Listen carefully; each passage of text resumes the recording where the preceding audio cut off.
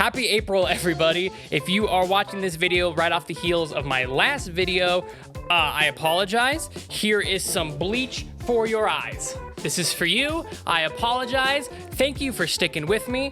I'm not gonna say that's the end of it because there's gonna be a lot more to come. Isn't that right, Cthulhu? Hey, wait a second. Get the fuck out of here. You're not Cthulhu.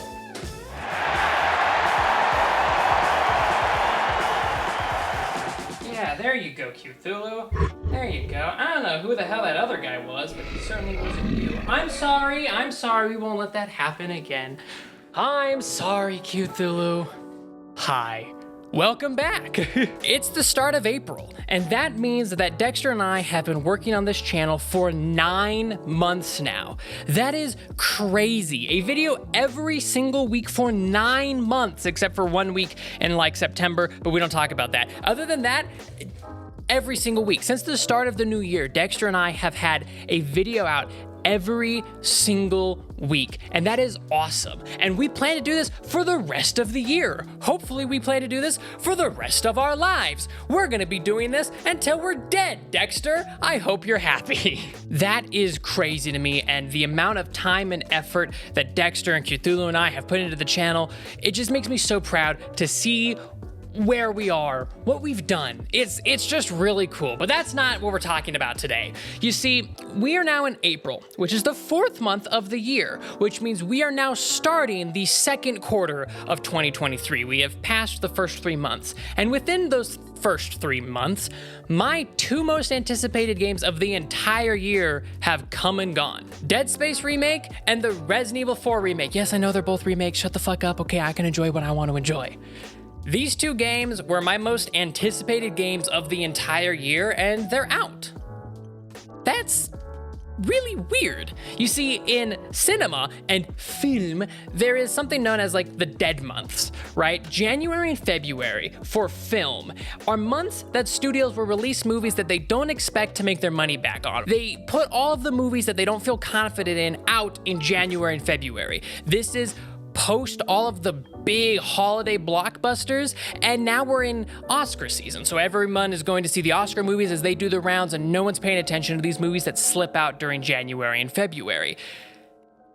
Video games are a lot different. I've noticed this weird trend where video games stop dropping really big titles around November because they want to drive hype right before the holidays. So everyone who gets new consoles, everyone who's got gift cards can pick out those new games that have dropped. Our version of the Oscars, the Video Game Awards, hosted by Jeff Keighley, every year usually occurs around the first week of December, which means no big games really want to drop after that. But once the new year hits, it's fucking free game, man. January and February have some of the biggest releases. It's so weird. Last year, Elden Ring, the biggest game of the year, dropped in mid-February. I have a list here, just this February, right? Just 2 months ago, Atomic Heart, Sons of the Forest, Wild Hearts, Destiny, Lightfall expansion, they all dropped in February. That was a packed fucking month, both for AAA games and indie games. And so it's really weird to see these games drop in the first half of the year because now where do we go? So I want to talk to you guys about the games that I am looking most forward to for the rest of the year, for the next 9 months. The rest of the year is as much time as Dexter and I have already spent working on the channel. And so I've been really thinking about what games I'm looking forward to for the rest of the year, and I just wanted to give you guys a quick breakdown, a quick top 10 of the things that I'm most looking forward to this year, because Dexter deserves a break after editing that disaster last week, and I just want to make something kind of chill and hang out with you guys for a little bit. So let's talk about what I'm hyped for the rest of the year. First thing I'm going to start with is a couple of honorable mentions. These are games that I'm hopeful for, but I'm not excited enough for to put them on my top 10 for different reasons, but we'll get into that. First on the list is Alan Wake 2. You see, I was obsessed with Control. I thought Control was such a good fucking game. And so when Control came out, I was like, well, I have to try out all of the other games from the studio. So I went and played Alan Wake. I didn't like it as much. Look, I know it's a cult classic, but I did not like Alan Wake as much as I thought I was going to. it just didn't really speak to me very well. I don't know what happened. But if Alan Wake 2 is good, I'll be there. I'll be there in a heartbeat. I'll replay Alan Wake 1, get caught up on the story. I'll be there for Alan Wake 2. If they tap into a really good third-person action survival horror game like Evil Within style, the new Resident Evil games, if they can hit that with Alan Wake 2, I'm there. Next honorable mention is STARFIELD. Now, look, Todd Howard, if it just works, I'm proud of you. But over the past couple of years, I have found myself less and less wanting to go back to old Bethesda RPGs. I was obsessed with Skyrim when it came out. I was obsessed with Fallout 4. I love Fallout 3, but as time has gone on and I have played more games, I just don't really find myself wanting to go back and play those games. I really am kind of just tired of the Bethesda formula. I really liked New Vegas, but obviously New Vegas isn't Bethesda. And so if Todd Howard and his team can really knock it out of the park with STARFIELD, then good on them. I might hop back in and play. I'm cautious. I'll look at it. We'll see how it turns out because it's a new IP. That's really exciting. But overall, I'm just kind of iffy on Bethesda and Todd Howard games right now. And so we'll see how STARFIELD turns out. And finally, in the honorable mentions, we have REDFALL. If you had asked me like 3 years ago who my favorite game studio was, the answer would have probably been Arcane. With Dishonored 1 and 2, and especially Prey, I think Arcane was one of the greatest developers. They killed it with the immersive sim genre, which is something that I'll probably hopefully get to in another video. But Deathloop was okay. It had potential, I had fun with it, but it really could have been something special if it had worked itself out a little bit better. And from what I've seen and heard with REDFALL, I don't know if it's for me. I don't know. It looks kind of just like a more boring Deathloop with co-op. And if it's awesome, great. I'll be there, I'll play it. But my hype with Arcane games has kind of fallen, and REDFALL just doesn't look like it's for me. I think I'll just stick with Prey, I think is what I'll do. But that's my honorable mentions. So let's move on to my actual top 10. This is probably going to be the most controversial thing that I do this entire list, but number 10 is Tears of the Kingdom. Look, I know that this game is really, really big and we're really, really excited, but I'm not a Zelda person. I played Ocarina of Time, I played Majora's Mask, I played Twilight Princess when I was a kid, and those games just never really stuck with me. I don't really have this nostalgia, the hype for Legend of Zelda games that everyone else seems to have, and that's okay.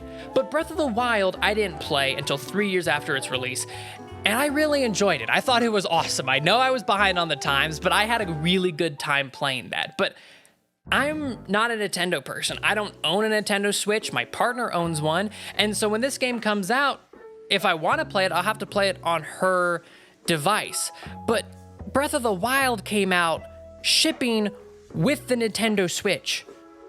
And Breath of the Wild is now, and you're gonna hate me for this, 6 years old. And the Nintendo Switch was already on dated hardware when it dropped the previous console generation. And so I don't know how the big next sequel to fucking Breath of the Wild is gonna be on a system that's so old in comparison to everything that's out right now. Like, go check out my Steam Deck video. That is like my handheld gaming device of choice right now, and it's not the Switch. And so I really hope it's good, and if it is, I'll be there and I'll check it out, but I don't know. I just don't have really a lot of expectations for it. So number 10 is Tears of the Kingdom. Now, what's gonna probably be even more controversial than putting Tears of the Kingdom at number 10 is what I put at number 9 in front of Tears of the Kingdom. So number 9 is actually two games that I've kind of lumped into one, and that is the Texas Chainsaw Massacre game and the Killer Clowns from Outer Space game. And I know that sounds crazy. Why the fuck am I putting those two games in my top 10? And it's just because I'm a whore for asim games, guys. I love asymmetrical horror games. You know I do. I am obsessed, and I am just waiting for that diamond in the rough that gives me the same experience that Dead by Daylight had. But I don't want to play Dead by Daylight anymore. And both of these games look like they're really good. They're going for two totally different vibes and styles. And so I'm kind of lumping them together because if the track record for asymmetrical horror games is anything to go by, these games won't last a year. The Evil Dead game was really good, and I still really love it, but Saber is not treating that game with the love that it deserves. VHS has slowly rotted away, and we all know how Resident Evil Resistance turned out, and if you don't, then I'm the only one who played that game. That's why it died, because no one fucking played it. No one liked it. Even though that's the best ASIM I have played in years, you guys were wrong. That game was fantastic. So yeah, number 9 are 2 asymmetrical horror games. Sorry. Number 8 is another multiplayer game, but this one is The Finals. The Finals is this crazy sandbox, like environmental destruction FPS game that looks really, really, really cool. If you want to know more about it, SkillUp did a great first impressions video on it, and that's why my hype is so high, is because it kind of looks really cool, and I do really like a good multiplayer game. So The Finals, that's number 8. Hopefully that one slaps dick and balls. Number 7, yes, I know, is another multiplayer game, but I promise this is the last one on the list, is Dark and Darker. Now, I love the extraction style games. I love Hunt Showdown. Marauders was really freaking good for an early access beta game, and I'm really excited to see where that game goes. And Dark and Darker is that extraction style gameplay, but with like this D&D classic 90s dungeon crawling vibe, and it looks really, really good. And after all the controversy that's gone around between Iron Mace and the fucking giant looming gods of corporate America, or I guess the corporate globe, because it's not an American company that's suing them, I really hope the best for Iron Mace, and I hope this game comes out and releases and kicks all of the ass. If you want to know more about what I'm talking about, both Critical and Pyro did a great breakdown of the situation, and it's just a shitty situation. So I hope this game finally releases, because right now it's not on Steam because of that lawsuit, and I hope it drops when it's supposed to, and I hope that it slaps as hard as it looks. Dark and Darker, I'm really rooting for you, man. I'm really rooting for you. Number 6. I made mention of immersive sims when I was talking about my honorable mentions, and it makes sense because number 6 is Night Dive's remake of the original System Shock. You see, I played the remaster that Night Dive did of the original System Shock, and it's really good. The enhanced edition is really good. For a game as old as System Shock, I was flabbergasted by just how fun that game was to still play. And of course, the enhanced edition made it a little bit easier to play with modern controls, but still, it was a very old school style game, but it was really fun to play. And I have played the demo for the new Night Dive remake, and it is so good. And if the full game can tap into just how fucking cool System Shock is and nail that immersive sim vibe with that old school style of it, I think the System Shock remake is going to be something really, really special, and it looks gorgeous, it plays really well, and if it has that immersive sim vibe, god damn am I hyped for it. So yeah, System Shock remake, that's number 6. Now we're getting into the second half. Number 5. The number 5 game that I'm looking forward to for the rest of the year is Shadows of Doubt. This is also an immersive sim style game, but this is like a full-on detective immersive sim. And this game looks fucking sick. It's got this weird like 3D low polygon vibe, but also like a 2D polygon. It's just this weird blend of styles. It has this like almost like the old Blade Runner point and click game, if you've ever played that. It just looks super, super, super good. And I love puzzle games and I love immersive sims. And so to combine the two, this game looks really, really cool. And it drops before the end of April. So I will be getting to play this game by the end of the month, which is so fucking cool to me. I hope it's good. I hope it's good. From my understanding, it's made by one dude or maybe a small team, but either way, it's not made by a lot of people, and it looks really cool. So if you like immersive sims, if you like puzzle games, if you like deductive reasoning, keep your eye on Shadows of Doubt. This game looks really cool. And number 4. This game requires a bit of context, so give me a second. Here is my copy of Ridley Scott's 1979 seminal piece of horror media, Alien. This is my favorite movie of all time. I love this movie. I think from top to bottom, this is a perfect film. I also own it on Blu-ray and DVD just to show how much I love it. This is the Alien RPG by Free League.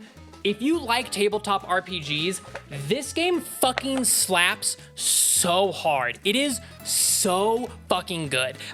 Maybe this is a video for another day because it's really good if you like tabletop RPGs, especially if you don't like campaign-based RPGs that go on for weeks and weeks and weeks and weeks, because this game has like a one-shot style mode called Cinematic Play.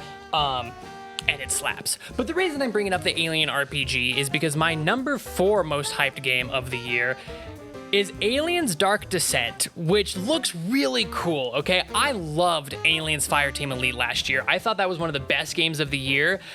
I am kind of just a whore for like horde shooters. You know, I love Deep Rock Galactic, I love Left 4 Dead, and so the Aliens Fireteam Elite was just so fucking good. But Aliens Dark Descent is more of an XCOM style RPG tactical based aliens game. And it looks really similar to this. Like, it takes a lot of things from this particular TTRPG, and I'm really excited to play it in like video game form. It takes things like the stress mechanic. I mean, there's just so much going on here. It looks like it's XCOM, but kind of just softer for people who don't want as an intense of an experience as XCOM, but it's still in the aliens world. The atmosphere looks great. The art looks great. Everything about this game looks really cool, and so I'm really hyped for Aliens Dark Descent because I really like a good alien game, and the track record for alien games is not great, so hopefully Dark Descent is really good. Top 3, baby! This one should be a given. Everyone is hyped for this game, but my number 3 game of the year it's Spider-Man 2. I mean, the first Insomniac Spider-Man game is like one of the greatest superhero games of all time. I think it's the only superhero game that really rivals Rocksteady's Arkham trilogy. And so if Spider-Man 2 can do like kind of what Miles Morales did and build upon it, we get to both plays Peter and Miles, and fucking Tony Todd as Venom. Oh God, I am so hyped for Spider-Man 2. I really don't have a lot to say on it. It's Spider-Man 2. It's Insomniac's Spider-Man 2 with Tony Todd as Venom. It looks awesome. If Tony Todd's leaks are anything to go by, September. Fucking hyped. Yeah. Oh God, I can't believe I'm gonna put this on the list. Number 2 is Final Fantasy 16. I don't like Final Fantasy. I've tried Final Fantasy 14. I didn't like it. I've tried it with friends who are obsessed with that game. I just can't do the MMO thing. I tried Final Fantasy VII Remake. I didn't like it. I just don't really, I know they were going for this like pseudo turn-based combat, but I'm really just not a fan of turn-based combat, man. And there's something about the world and the vibe of the Final Fantasy games that has never really struck a chord with me. And so you're probably wondering, wow, Jaden, why does Final Fantasy 16, what's so different then? Well, they got the guy who designed the combat for Devil May Cry 5, which is like probably one of my favorite games of all time. And Final Fantasy 16 is going for like a real-time action combat experience. I'm really pumped. If you want to know why I'm so pumped about it, again, scale up to the first impressions video. It looks so fucking sick. I love Devil May Cry 5, and so Final Fantasy 16 can give me this grand, epic, awesome fantasy adventure with really intense combat. It looks cool. I can't believe I'm gonna be playing a Final Fantasy game, but it looks really cool. God damn it, it looks good. Number 1. Look, okay. My number 1 most anticipated game for the remainder of the year, before Resident Evil 4 and Dead Space Remake came out, it sat at number 3.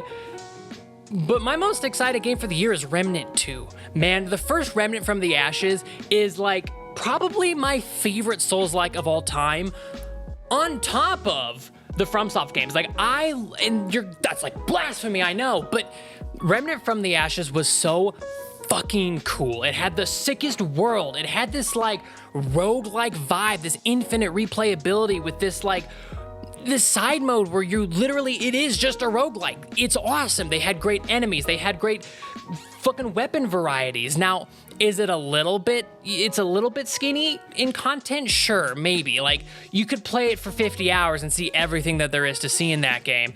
But I loved Remnant from the Ashes so fucking much, man. And I am so hyped. I was not expecting a Remnant 2 reveal, but giggity god damn was I excited to see a Remnant 2. I don't want to talk about Remnant too much because that will be a video for another day. That will be a video for before this game comes out, where I will just gush about how much I loved the first Remnant game, but I am so excited for Remnant 2. And that's it. Those are my top 10 most anticipated games for the remainder of 2023. Please tell me what you guys think. Are you guys excited for anything? Would you probably put Tears of the Kingdom higher up on the list? That would make sense if you would. Are you not excited at all for Texas Chainsaw or Killer Clowns? That would also make sense. Please tell me. This year we've got some really intense powerhouse games coming out that I'm really excited for. Cthulhu, do you have anything to say for the people at home? Yeah, I'm also excited.